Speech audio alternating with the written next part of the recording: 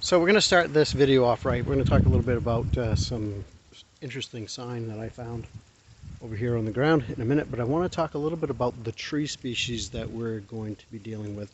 Those of you who aren't familiar with it, I wanted to show you what a beech looks like. So this is American Beech, Fagus granifolia. American Beech is one of my favorite trees in the forest. When you can find a healthy one, it hasn't succumbed yet to a canker disease. You'll find it's got a really nice smooth bark. As this gets a little bit older, it'll turn into a nice silver gray. The leaves persist for a while during the winter. This is one of the leaves right here. You can see the shape of it, and it has kind of a toothed edge. Let's see if we can get the camera to focus on that. Let's get change perspective here. But you've probably all seen it. That's going to persist. They've got these beautiful tan leaves in the winter. So that's what we're going to be talking about, is feeding sign on this particular species of tree.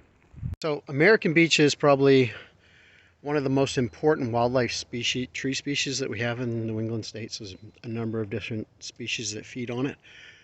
Black bear, turkeys, all of our different squirrel species feed on beech nut when it has a masting year. Masting year is when the tree creates an abundance of nuts.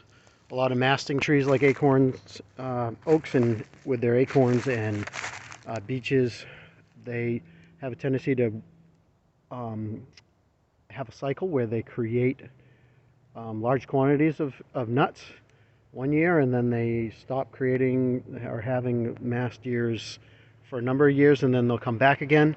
They do this for a number of different reasons. We won't get into it. It's very complicated. We'll talk about it right now. But it's interesting to know that there's a lot of different species that depend on it. And when they get larger, a lot of times they'll be fed on as they begin to rot by pileated woodpeckers and create cavities in them that are used for nesting. So they have a real kind of cradle to grave sort of cycle to them. Very valuable to a lot of different species. So yeah, we'll talk about that, what I found on the ground over here. In one of our other areas, kind of off the beaten path, I had found sign of bear feeding in beech trees. I'd seen the bears themselves. It was really kind of a cool experience. But I went back to have a good look at their sign from their feeding activities recently.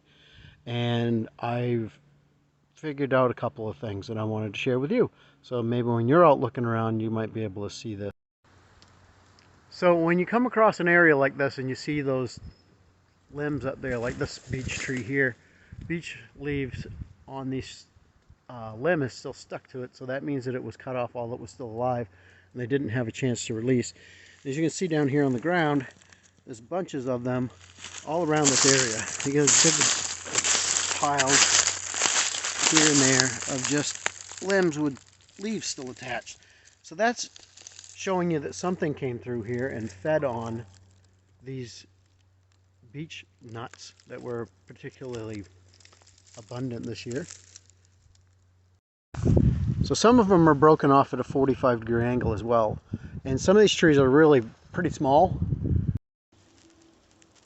So you can see here, this has got a pretty good sharp cut to it.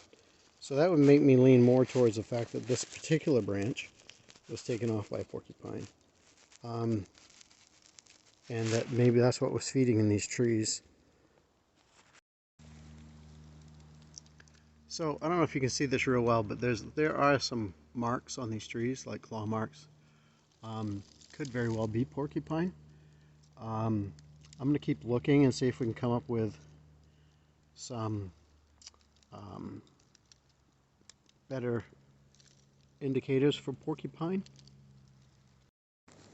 Alright, so one of the fun things about tracking animals is narrowing stuff down. We come across a sign like this that's ambiguous. It could be either one of these two creatures. It could be bear or porcupine. You kind of start working on it and narrowing it down. So this gives a pretty strong indicator right here that this at least this particular tree was fed on by porcupine.